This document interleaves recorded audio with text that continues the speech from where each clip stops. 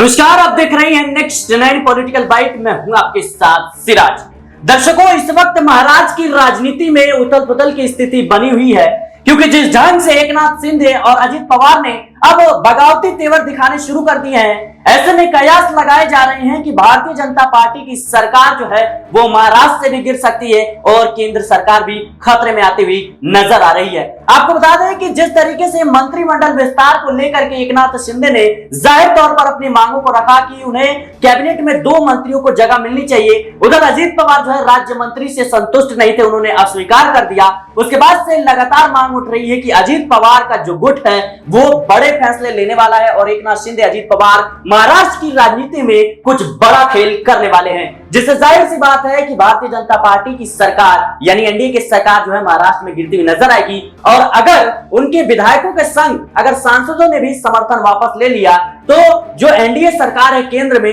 वो भी कहीं ना कहीं खतरे में आती हुई नजर आएगी। इस तमाम पहलुओं पर हमसे बात करने के लिए नाज़मीन मौजूद है। नाज़मीन,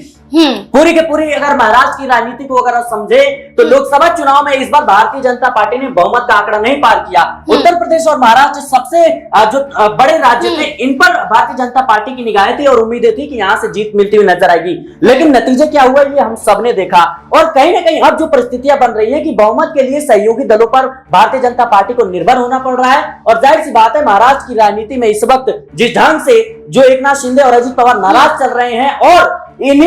सिर्फ इतना ही मामला नहीं है बल्कि उनके तमाम जो बड़े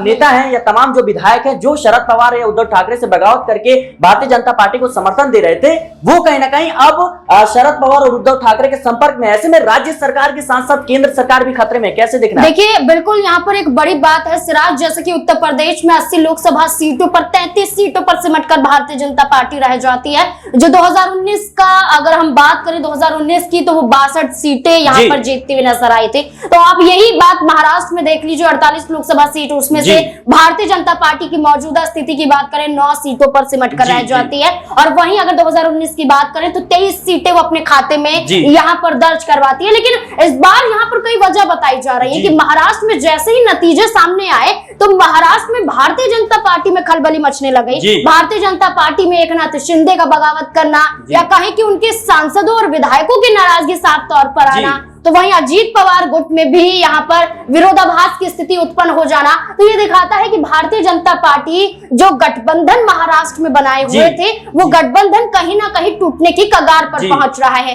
अगर हम हालिया दौर की बात करें तो एकनाथ शिंदे कहते हुए नजर आ रहे थे कि 400 पार का नारा ही बीजेपी को ले डूबा, तो वाकई महाराष्ट्र में तो ले डूबा, क्योंकि देखिए जहां एनसीपी, भारतीय जनता पार्टी को सीधे तौर पर चेतावनी है कि आपकी जो नारे थे, आपकी जो योजनाएं थी वो महाराष्ट्र में फेल होती हुई नजर। देखिए, बिल्कुल यहाँ पर अगर लोकसभा चुनाव से पहले बात करें तो यहाँ पर आरक्षण का मुद्दा उठाते हुए कितना बड़ा आंदोलन यहाँ पर देखने को मिला। यहाँ पर भूख हड़ताल तक यहाँ पर की गई, धमकियां सरकार को दी गई कि अगर आपने हमारी मांगों को नहीं मांगा तो हम यहाँ पर बहुत बड़ा विरोध प्रदर्शन करते हुए नजर आएंगे, सरकार को जीतने नहीं देंगे। इतनी कोशिशें भी यहाँ पर होती हुई नजर आई। तमाम विरोध प्रदर्शन के साथ साथ महाराष्ट्र में आप ये देखिएगा कि यहाँ पर एक मुद्दा मैं बताती हूँ कि वो सिर्फ महाराष्ट्र में लागू नहीं होगा, वो मुद्दा आप पूरे देश भर में देख सकते हैं। राष्ट्रीय स्वयंसेवक संघ के जो प्रमुख मोहन भागवत है वो यहाँ पर एक बड़ा हमला कहते हुए नजर आते हैं कि भारतीय जनता पार्टी अहंकारी है और यही अहंकार उनको ले डूबा,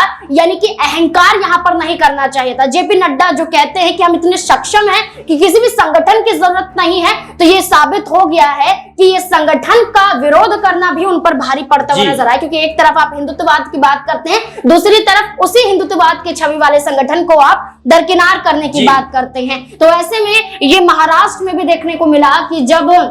ये मुद्दे उठे तो इसमें भारतीय जनता पार्टी कैसे सिमटती हुई नजर आई। गठबंधन यहाँ पर बहुमत का आंकड़ा पार करता हुआ नजर नहीं आया। 9 सीटों पर फिर भारतीय जनता पार्टी देखी गई, अजित पवार 1 सीट पर नजर आए, यहाँ पर एकनाथ शिंदे 7 सीटों पर जीत दर्ज करते हुए नजर आए। तो अब देखिए, ये तो आंकड़ा भारतीय जनता पार्टी का नजर आता है और इसी बीच में जो नारे, जो दावे वादे भारतीय जनता पार्टी ने किए थे वो उसी में धंसती हुई दिखाई दी। एकनाथ शिंदे ने जब खुले मन से ये कह दिया, यहाँ पर आप ये भी देख सकते हैं कि जब कैबिनेट का विस्तार हो रहा था तब एकनाथ शिंदे और अजीत पवार गुट की मांग थी कि कैबिनेट में जगह दी जाए। प्रफुल्ल पटेल जो शिंदे गुट के थे, उन्होंने ये कहा कि 2019 में तो मैंने कैबिनेट में जगह पाई थी, कैबिनेट मंत्री था, केंद्रीय मंत्री था, लेकिन इस बार उन्हें यहाँ पर क्यों नहीं बनाया गया। तो नाराजगी जाहिर करते हुए तो उन्होंने सीधे तौर पर ये ठुकराई ही दिया कि वो यहाँ पर मंत्री पद संभालते हुए नजर आएंगे। अजीत पवार एक सीट जीतते हैं तो भारतीय जनता पार्टी तवज्जो नहीं देती है। तो यही कारण नजर आते हैं कि आप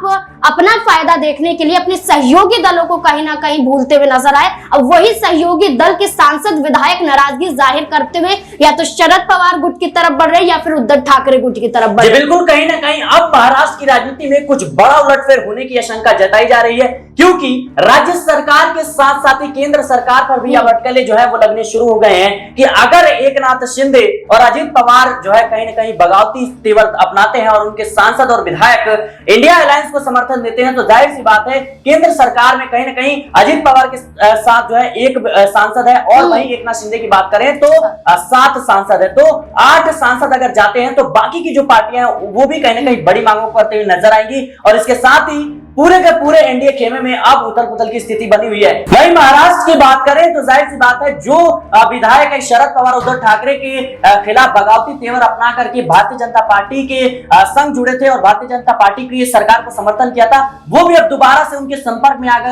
गए हैं और ऐसे में कहीं ना कहीं सरकार खतरे में नजर आ रही है। नाज़मीन, अगर बात करें महाराष्ट्र में भारतीय जनता पार्टी की हार की तो जाहिर सी बात है आरक्षण एक बड़ा मुद्दा था, इसके साथ ही अजीत पवार को एनडीए में शामिल करना एक बड़ा मुद्दा था क्योंकि वो घोटाले में जुड़े हुए थे और जाहिर सी बात है उनके खिलाफ भारतीय जनता पार्टी के तमाम वो बड़े दिग्गज नेता इस बात को कहते हुए नजर आ रहे थे कि अजीत पवार जो है वो कह सकते हैं जेल में चक्की पीसते हुए नजर आएंगे। लेकिन अब मामला यहां तक फंसता नजर आ रहा है कि अजीत पवार खुद भारतीय जनता पार्टी के खिलाफ बगावती तेवर अपना रहे हैं और जिस ढंग से आरएसएस का ये बयान देना कि आप काम करें, अहंकार ना पाले कि मैंने किया है और मणिपुर जैसे मुद्दे को उठाना, ये तमाम पहलू पर अगर नजर डालें तो भारतीय जनता पार्टी की मुश्किलें जो है वो चारों तरफ से बढ़ रही हैं। तो क्या कहना चाहेंगे आप? देखिए, अगर हम आरएसएस की बात करें तो आरएसएस ने तो ये भी कहा है कि आपने जो अजीत पवार के साथ गठबंधन किया है यही एक बड़ी वजह है कि आपको महाराष्ट्र में कम सीटें यहाँ पर मिलती हुई नजर आई हैं। और इसी के साथ साथ बात करें तो जब भारतीय जनता पार्टी के साथ अजीत पवार नहीं जुड़े थे, यहाँ पर भारतीय जनता पार्टी की तरफ से ऑफर किया गया हम आपको उप मुख्यमंत्री बना देंगे, उप मुख्यमंत्री को ऑफर दिया गया तो अजीत पवार अपने विधायकों के साथ आ जाते हैं और यहाँ पर भारतीय जनता पार्टी में रहकर उप मुख्यमंत्री पद की शपथ ले लेते हैं। यहाँ पर देवेंद्र फडणवीस भी इस बात से नाराज नजर आए थे, एकनाथ शिंदे की सहमति भी बनती हुई नजर नहीं आई थी क्योंकि जब उप मुख्यमंत्री पद पर यहाँ पर अजीत पवार बैठे थे उस दौरान ये भी देखने को मिला था कि जो उनके विधायक हैं उनको कैबिनेट में जगह मिलती हुई नजर आई थी भारतीय जनता पार्टी के तहत, लेकिन एकनाथ शिंदे जब आए थे वो तवज्जो उनके विधायकों को नहीं मिली। उनके विधायक और उनके बेटे खुद ये कह चुके थे कि भारतीय जनता पार्टी में वो सम्मान नहीं मिल रहा है, वो जगह नहीं मिल रही है जिसके वो हकदार है और जिस वजह से वो यहाँ पर उद्धव ठाकरे को छोड़ते हुए नजर आए थे। अब आप देखिए अजीत पवार जब तक शरद पवार के साथ थे तो उनके ऊपर कितने घोटाले के आरोप लगे, बैंक घोटाला यहाँ पर देखने को मिला, इसके साथ साथ उनकी पत्नी पर कितने बड़े आरोप यहाँ पर लगते हुए नजर आए थे, सुनेत्रा पर। अब आप देखिए कि वही यहाँ पर घोटाले खत्म हो जाते हैं जब भारतीय जनता पार्टी में आकर शामिल हो जाते हैं। अब आप ये देखिए कि राज्यसभा के लिए उनकी पत्नी यहाँ पर नामांकन दाखिल करते हुए नजर आती है, लेकिन उनके ही पार्टी के जो और यहाँ पर मौजूद नजर आते हैं जैसे कि बात करें छगन भुजबल की, वो खुद नाराजगी जाहिर करते हुए नजर आते हैं कि कैबिनेट का विस्तार हुआ और फौरन राज्यसभा के लिए अपनी पत्नी को यहाँ पर अजीत पवार ने आगे कर दिया। यानी कि अजीत पवार को डर है कि भारतीय जनता पार्टी उनसे गठबंधन तोड़ सकती है, इसलिए बड़ी बड़ी जिम्मेदारियों को लेकर अभी से फैसला लेते हुए नजर आ रहे हैं। और कहीं ना कहीं ऐसा भी हो सकता है कि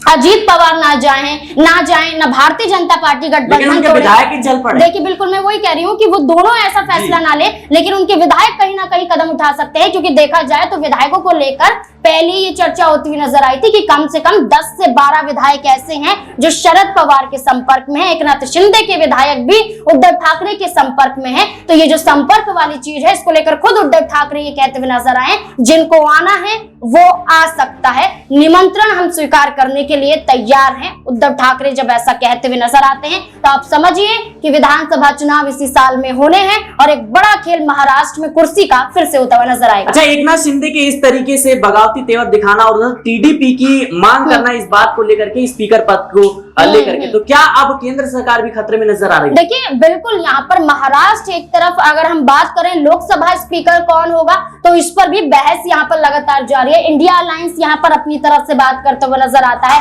एनडीए के सहयोगी दल अपनी पार्टी के तहत यहाँ पर स्पीकर